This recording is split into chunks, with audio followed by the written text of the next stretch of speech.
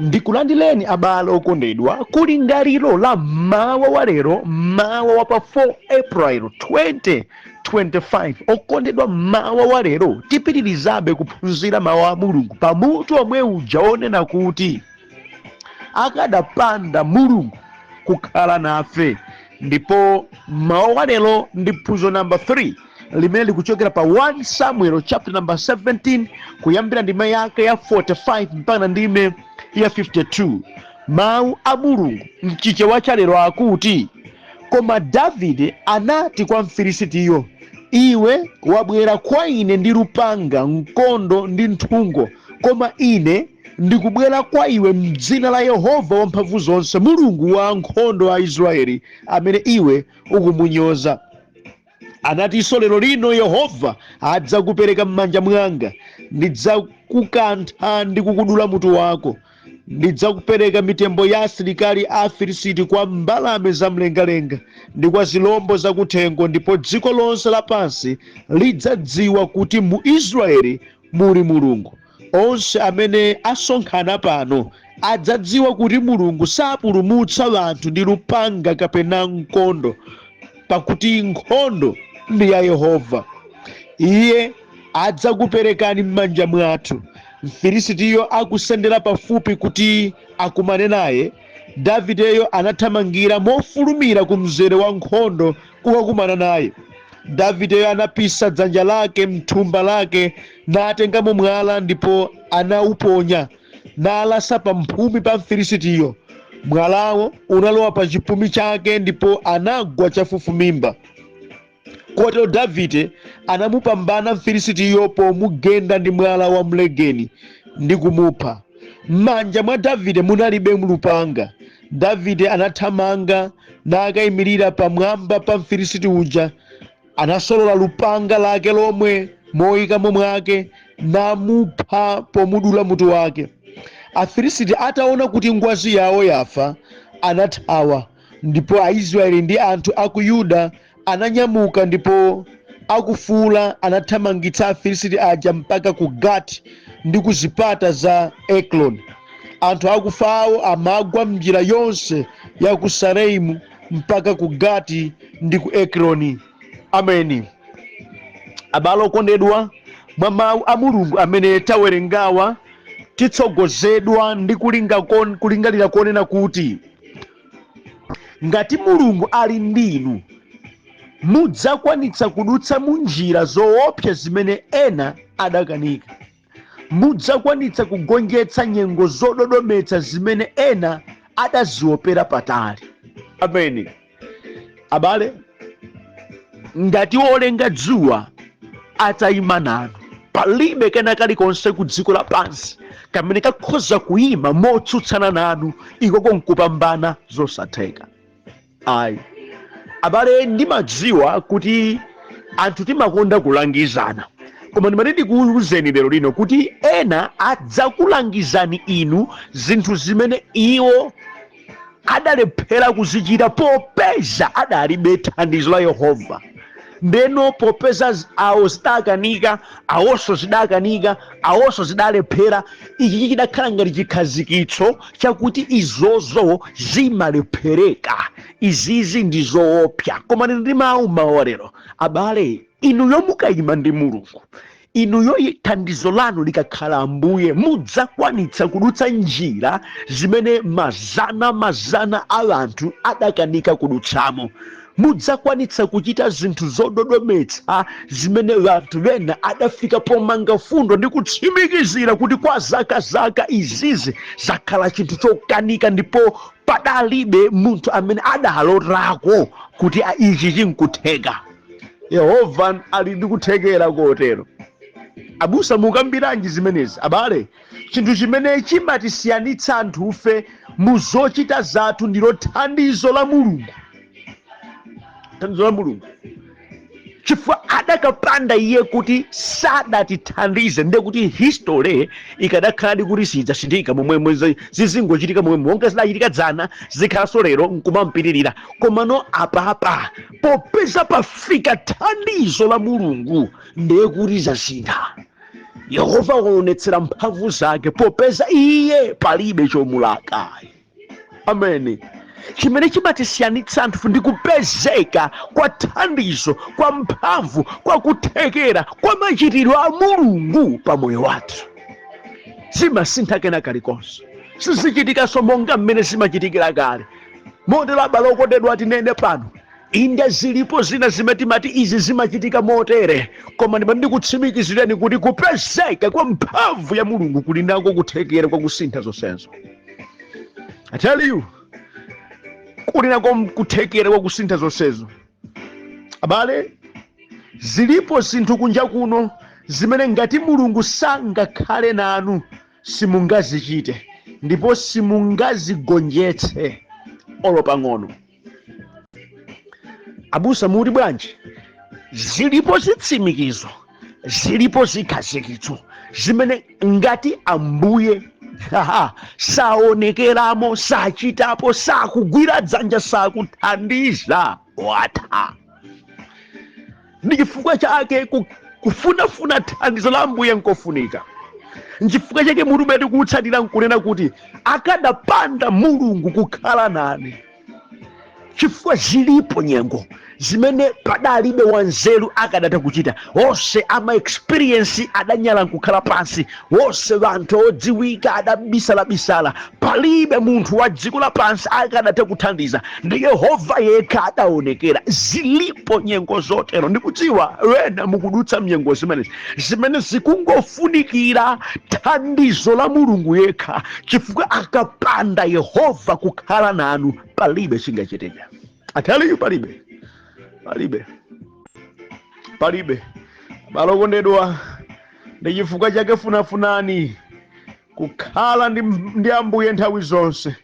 Mdalireni Mulungu pa zonse ndipo inu mudzakhala opambana. Amen. Mudzakhala opambana. Zikubwera izo kuti na chifukwa cha mawu amene tawerenga kuti dali nthawi imene Aisraeli amafuna kumenya nkhondo ndi Afilisiti.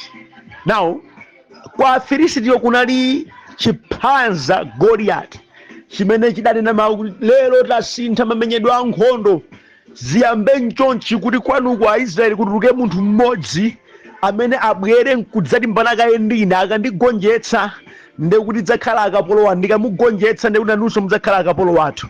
Pakuchiona mmene Goliath chidalili cha mphamvu kwambiri, chiphanza anthu onse a fuko la Israeli adachita mantha, kudalibe ndi mmodzi yense amene adatulukako. Nanu afumu a Saulo Yesu onena kuti tsono amene angapite ameneyo ineyo ndzamkweza kwambiri, banja la kwawo silidzakhala lopanga msonkho, ndekuti amene adzakwatira mwana wanga sadapezeke. Ndipo Goliath chimatuluka tsiku ndi tsiku nkumawatukwana Mulungu wawo, koma zimawawa zimene zozo, koma sakadachita kanthu chifukwa nyengo idali thafu kwambiri.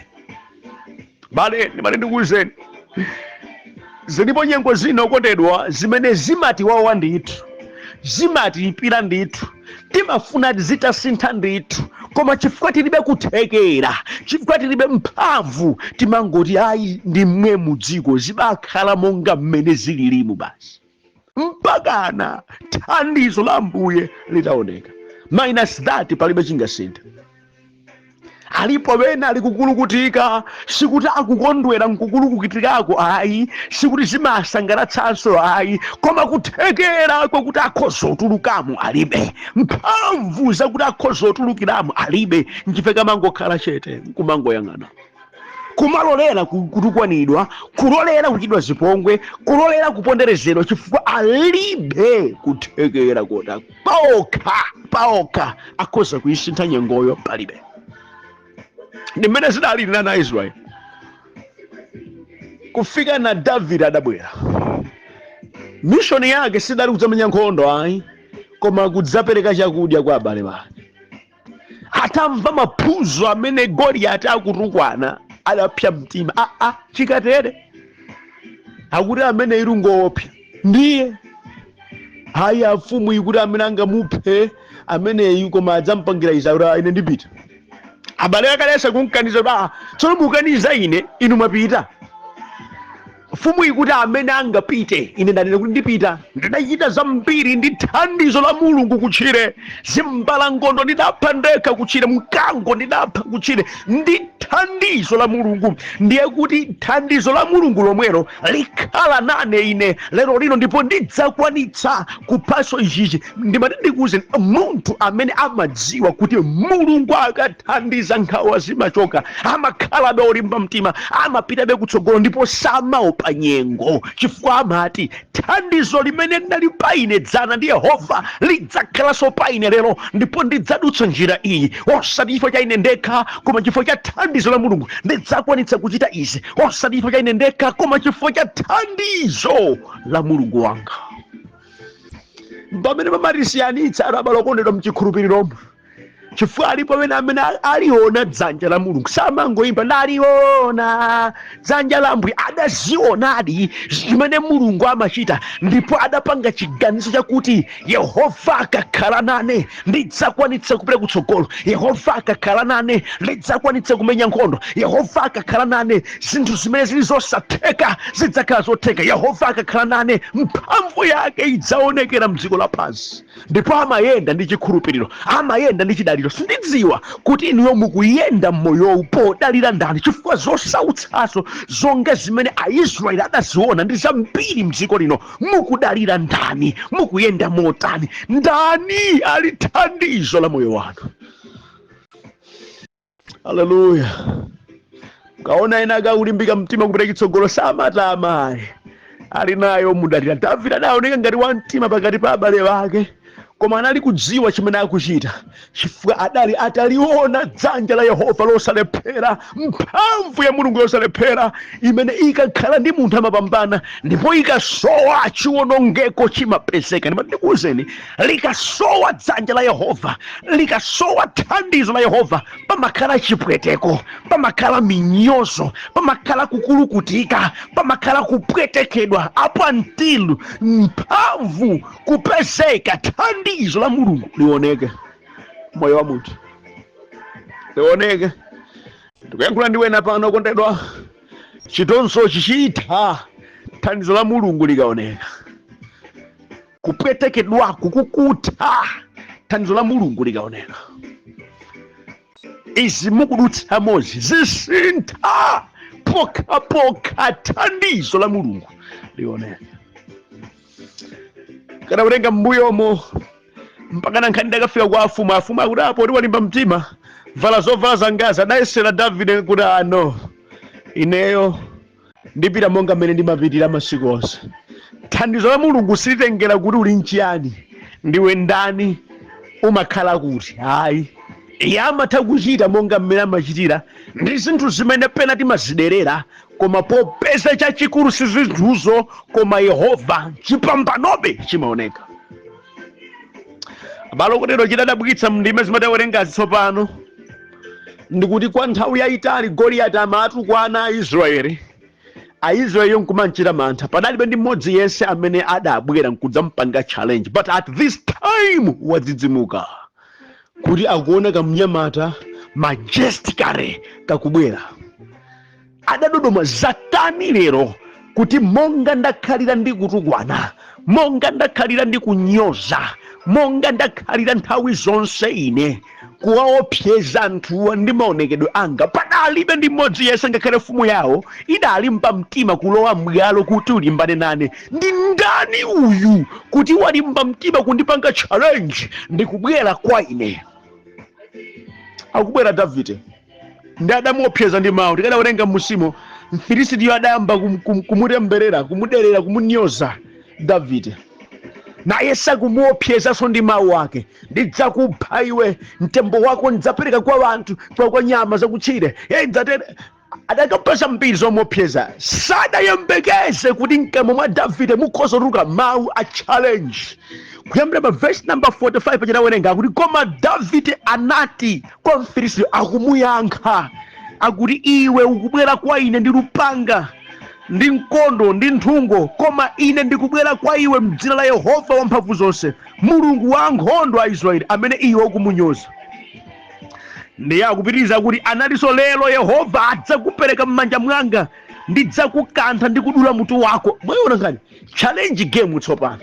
Koma muno language ya Davide ikudalirabe Mulungu chifukwa akudziwa kuti akapanda Yehova kukhala nane apa chinthuchi chindigwerekadi, chinthuchi chindivulaza, ine ndikufa pano. Koma thandizo langa lili m'dzina la Yehova amene ndi adamutchula Yehova ndipo adayankhula momudalira Yehova ndipo kumapeto kwake adapambana. Okondedwa, amene amapambana ndi anthu odalira Yehova nyengo zonse.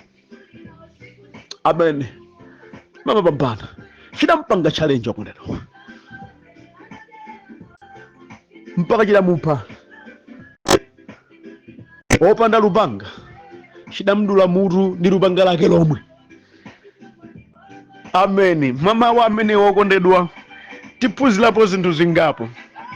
Choyambirira, zilipo nyengo m'moyo zimene experience sigwira, zimene kutchuka sikugwira, zimene kungokhala wauzimu chabe sizitheka, kukula silikhalanso thandizo. Ayi, zilipo nyengo okondedwa zimene chofunika ndi thandizo la Mulungu basi. Amen. Kodi mnunena kuti ukukula experience mphamvu zopanda ntchito? Ayi, zonsezi nzabwino mnyengo yake, koma imafikapo nthawi okondedwa imene amene timawadalirawo kuti ndiwo akuluakulu athu nawonso amazolika nkupukusa mutu, palibe chimene akhoza kuchita. Anthu amene timati ndi experience amazidziwa, anthu akatakwe zimatha kuakanika. Ndikukambiranji zimenezi nthawi imene Goliath adaonekera pamaso pa Israeli, okondedwa, well trained soldiers adachita mantha, fumu yawo idachita mantha, akatakwe amene akhala kumenya nkhondo kwa zaka adapinda manja nkuchita mantha. Nyengo yakula, zinthu zathina, yalimba mkandiro sikubwata okondedwa, ikungofunika thandizo la Mulungu.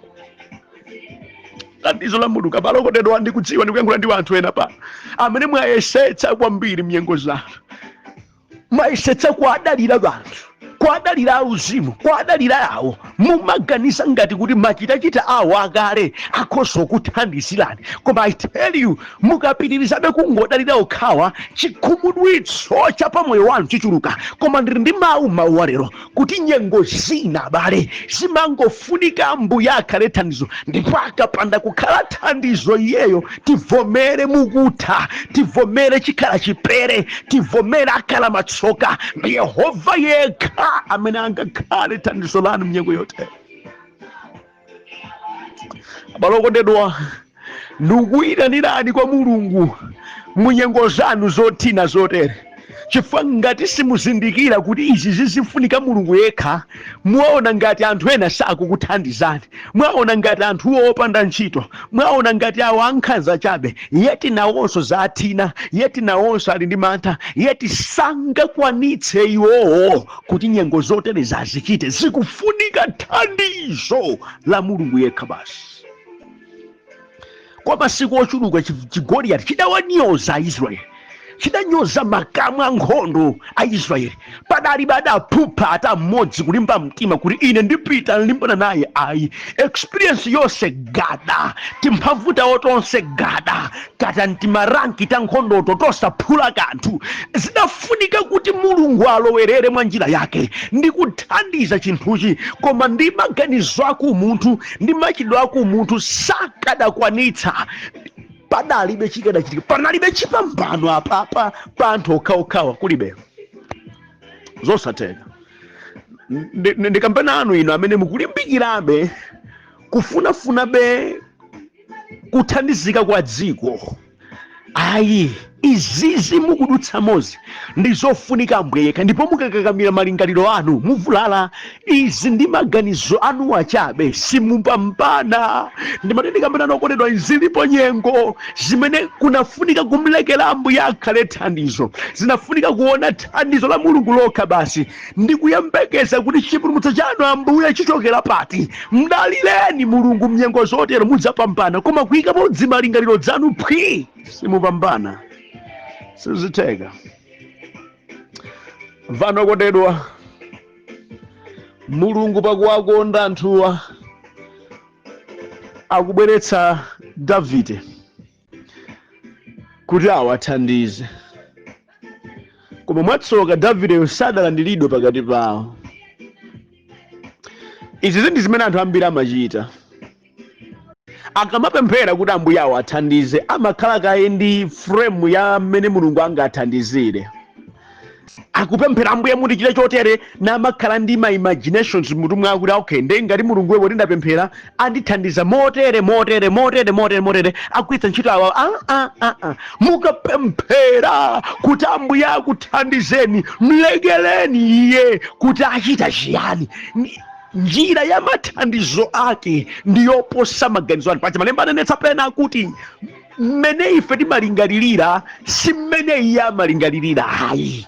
Mmene kumwamba kutalikana ndi dziko lapansi ndi mmenenso maganizo athu ndi maganizo a Mulungu amatalikirana. Tidzivomera kuti pamene tamdalira iye ali ndi njira yake. Chimene tikufuna ife ndi mathero azochitika kuti kodi Mulunguyu atithandize motani. Amen. Ndiye nkhani ili apa. Mulungu pakubweretsa Davide kunali kuwathandiza. Koma no Davide adabwera ngati odzapereka chakudya, adabwera ngati mnyamata chabe, yeti sadadziwe za zimene Mulungu wakhala akuchita naye Davideyo. Ambiri adamdelera. Ndimanene kampenano anthu ambiri mwaderera chimene Mulungu wakupatsani. Abusa amene wakupatsani, mawu amene akupatsani, mwaderera chifukwa mmutu mwanu mukudziyikira nokha mayankho kuti ngati atakhala Mulungu ndiye kuti zionekera chotere. Zonga ngati za Naamani zija zakuti akakumana naye Elisa, ndi Elisa amuwuza kuti kasambe mu Yorodani kasanu ndi kawiri, sadakumane na Yesu ayi. Ndipo Naamani adakhumudwa. Ine ndimaganiza ngati kuti atuluka ndi abwera nandiyala manja natchula Mulungu wake kuti ine nkuchira, ndi akandiuze kuti nkasambe mtsinje wa Yorodani, ndichaniso chimene chija. Ayi, chofunika ndi thandizo limene Mulungu akukupatsani. Abale mukakhulupirira ndi kupemphera Ambuye ndi kufunafuna thandizo lake, lolani kuti njira za Mulungu ndi zimene zikutsogolereni. Apa tikadawerenga mmusimu kuti azibale ake a Davide adayikana akuti iwe ndiwe kamwana tinkukusatako towerengeka tija wasira ndani, sungali mbane ndi Goliati, ndiwe kamwana iwe, izukanika ife iwe ndiye ungatani iwe. Nkhani yakula yapita kwa afumu akuti ayi wachepa. Uyu adamba nkhondo adakali mwana, iwe ndiwe kakhanda chabe. Aona makati amene Davide akunena akuti chabwino vala zovala zangazi. Davide akuti ayi zankanikaso, ndipita monga mmene Mulungu wakhala akundithandizira. Abale amakosa nawo adamusiya momunyanyala nkumvera chisoni kuti kaya tione mmene ufere. Chifukwa nyengo idali nyengo yovuta kwambiri, yeti Davide amadziwa kuti Yehova wakhala nandithandiza ine, mphamvu yake ndidayionapo ine. Ndifunene kuti chani iwo amene adaonako mphamvu ya Mulungu samabwerera. Ine ndikudabwani chemwali mudaonapo Mulungu akukuthandizani, nanga mufokera pati mnyengo ino? Achimwene mudaonapo Yehova akukuthandizani mochuluka, akukupulumutsani modabwitsa, nanga lero lino manthanu akuchokera pati? Mayi wanga mwaziona zazikulu zimene Ambuye wakhala akukuchitirani. Akadapanda Mulungu kuyenda nanu silelo simkanafika. Nanga lero lino manthawa akuchokera pati? Nkhawa izi zikuti kumdalira Ambuye mwalekeranji nanga? Davide sadaleke kumdalira Ambuye, akuti ayi Mulungu yemweyo adandipulumutsa kuzimbala ngondo, ndi yemweyonso andipulumutsa kwa Mfilisiti uyo, ndipo adapita ndi mphamvu. Amen. Ndokachitatu nkunena kuti iwo amene amadalira Mulungu kotheratu imakhala maferano. Amen. Nyengo yawo amaitenga mwa maferano, imakhala challenge game. Unena kuti ngati Ambuye sangandithandiza papa ndafa, koma ndikudziwa kuti Mulungu ali nane. Andipemphero lake limakhala kuti Ambuye ngati simundithandiza palibenso angandithandize. Ndiye kuti kusandithandiza kwanu muvomereza kuti ine nthera pomwepa, chifukwa palibenso chiyembekezo china, palibenso Mulungu wina, ndilibenso wina aliyense. Ndikafika pa inu ndafika pa mathero. Mawu amenewo amamtakasa Yehova ndipo sachedwa kulowamo mgiraundiro. Ndi zimene Davide akuchita apa. Chatukwana chimfilisiti Davide akudziwa kuti apa ngati Mulungu sakhala nane ine ndiwoyika mawa. Ngati apa pa Yehova sakhala nani apa ndatha. Sindingachirenso zibwanaso ine ayi. Ngati tizikhulupiriro tanga ndinati mwaza ndi nthawi yosonkhanitsa chikhulupiriro changa mwa Mulungu. Chifukwa ndikupita kukumana naye. Ine ndimati nyengo zanu muzizilandira mwa nkhani ngati imeneyi. Kumadziwa kuti ngati Ambuye pa izizi sandichitira chokoma, ngati akhale chete ine ndatha. Now sinthawi zoti muzicheza bwana. Now inu mufuna kuti munyengo yanuyo Ambuye akuthandizeni achite choopsa, koma ndinu azibwanaso kwambiri, ndinu aphada kwambiri, muli ndi machimo dzibwana machitidwe anyasi basi pakamwa ndi Ambuye akhale nafe. Ndumvera uthenga umene akambira alalikira akuti akadapanda Yehova khala nafe. Tsono tamvetsa Davide akudzipereka kwathunthu, ndipo chidaliro chake chili kwa Yehova, ndipo si nthawi yochita masewera, ndi nthawi ya do or die, ndi nthawi yakuti ngati Ambuye sachitapo kanthu ndapita ine. Akutchula mawu akulimba mtima, osati kudalira maganizo ake, koma kudalira mphamvu ndi ukulu zimene Mulungu ali nazo. Chimenechi chimene chidzansiyanitsa Davide ndi anthu ena onse.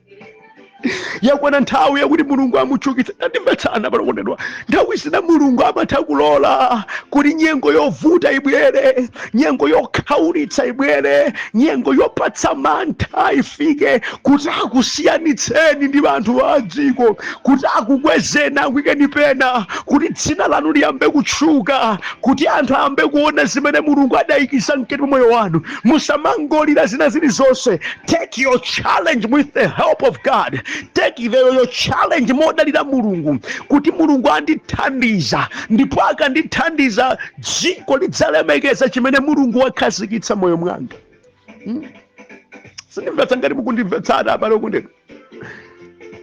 Davide adalowa mgalaundi, Mfilisiti kumupeza Davide sakubwerera, akuti ndikubwera kwa iwe m'dzina la Yehova amene ukumunyoza. Ndipo lero lino kudziwika ku dziko lonse lapansi kuti kuli Mulungu mu Israeli, ndipo anthu amene akuonerera mbewu ya iwe ndi ineyi adziwa lero kuti Mulungu sapulumutsa ndi experience, Mulungu sapulumutsa ndi utsinkhu, Mulungu sapulumutsa ndi malupanga. Iye amachita zake, thandizo lake lokwanira, kupezeka kwake mchikwanekwane. Lero udziwa lero kuti ine ndi Yehova wamoyo. Lero ndikukhazika pansi, lero uona ulemerero wa Yehova ukutsika kuchokera mwa ine. Lero ndikudula mutu iwe amakamba zimenezi m'manja mwake mulibe lupanga.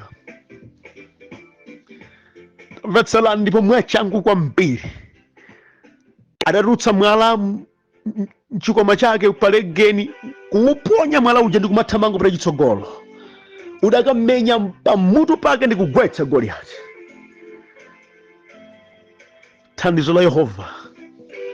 Iwo amene amadalira Yehova kwambiri samabwera, amakhala ngati anthu opengapenga machitidwe awo, chifukwa amadziwa kuti Mulungu ali ndine, amadziwa Mulungu salephera, amadziwa Mulungu amapita patali, amadziwa palibe chomulanga Mulungu. Ine ndimati akhristu ambiri ife chikhulupiriro chathu ndi chawedewede, chifukwa ndife anthu ophatikiza, sindife anthu okhazikika. Number 2, kumdalira kwa Mulungu nthawi zina masanje timachulutsa masanje. Okondedwa, iwo amene amapambana mnyengo zawo ndi amene amadalira Ambuye moona mtima, amadzikhuthula, ndipo chiyembekezo chawo chonse chimakhala pa Mulungu. Amadziwa kuti ndili munyengo yopsa imene ngati Mulungu sakhala thandizo ndi kutha, nde samachita zibwana, samachita masanje, ndipo alibe nthawi yopanga pretend, alibe nthawi yosangalatsa munthu koma Mulungu yekha, alibe nthawi yonena kuti adziyang'ane kuti kodi ati anthu andiona bwanji. Akungochita zimene kumwamba kumfuna kuti zichitike, chifukwa akudziwa kuti nyengo iyi ofunika ndi Mulungu yekha basi. Haleluya, ofunika ndi Mulungu yekha basi. Tandimvetsani kumaperekwa nkhani. Goliati mwana utammenye pamutu, bwera chambuyo taka kenako chafufumimba pasi pa anthu akuti kapena mwina lero style iyi ndiye itiso iyi. Goliati kodi izati mwina nkuteka mamuchemerera Goliati pawa, Goliati pawa, Goliati pawa. Hayi ndithu Davide adafika pa Goliati, alifufumimba Goliati ndikurutsa lupanga lake la Goliati. Goliati alizi anthu kumadapo kuti chachitika nchiyani. panagwa Ziyoni wabata mbali zonse, mbali ya ana Israeli ndi mbali ya ana Afilisiti. Chikuchitika njani? Kapena kuti afuna kuti amponde kena kwango mugwira mwendo basi nkumuzunguza kukataya uko kuli Satani. Adaona Davide akusolola lupanga nagwira tsitsi lake la Goliati ndi kudula mutu phi afade a Goliati. Sadafe Goliati ndi luso la Davide ayi. Sadafe Goliati ndi tsinkhu la Davide ayi. Sadafe Goliati ndi ukachenjede wa Davide ayi. Adaphedwa chifukwa cha thandizo la Mulungu. Okondedwa, atangoonetsa mutu wa Goliati kwa Israeli kuti akuluakulu chimakuopsani chija chagwetsedwa lero. Mphamvu zinafika mwa ana a Israeli ndipo mantha adafika mwa ana a Afilisiti. Tata ife Goliati wapita. Tandimvetsana bale okondedwa, nyengo imene mukudutsa moyi Ambuye akufuna kuti akuthandizeni kuti mupambane, kuti kukhale mantha kumidima ndi kuti kukhale chiyembekezo ndi chilimbikitso kwa wonse amene akhulupirira Ambuye, kuti kudzera mchimene mukudutsamo adzaone thandizo la Mulungu ndipo adzalimbikire ndipo adzamtsatebe ndipo adzamdalirebe. Limbikirani, funafunani thandizo la Mulungu chifukwa akapanda iyeyo kukuthandizani mukutha. Ndimvetseni okondedwa, kwa iwo odalira Mulungu nthawi zonse nafunafuna thandizo lake pakudziwa kuti ngati Mulungu sakhala nane ndipita, chigonjetso chimene Ambuye amachita pa moyo wawo sichibisika ayi. Zimene Davide adachita sizidabisike, zidaonekera pa wonse ndipo zidatchuka kwa wonse. Tikadawerenga kutsogoloku nkhani idakhala yokhayokhayi mpaka ku Yerusalemu konse. Abale, Yehova akachita pa moyo wanu zambiri yanu amakweza yekha, zakuti zitani amadziwa yekha. Ndi chifukwa chake kumdalira nkofunika, zonse zili m'manja mwake. Mapemphero anu kuyamba kwa lero mnyengo zanu mudziti Ambuye ndikukudalirani pa zonse, ndipo inu ndiye chiyembekezo changa, mukapanda kundithandiza inu ndatha. Mapemphero anu adzilinga kumeneko, oonetsera kuti inu mukumudalira iye kotheratu koposa kena kalikonse. Iye sakhala chete. Ambuye akuthandizeni abale okondedwa kuti monga adachita ndi Davide mnkhani imene tawerengayi, achitenso ndinu moyo wanu lero mnyengo zanu. Chisomo cha Ambuye chikuchulukireni. Amen.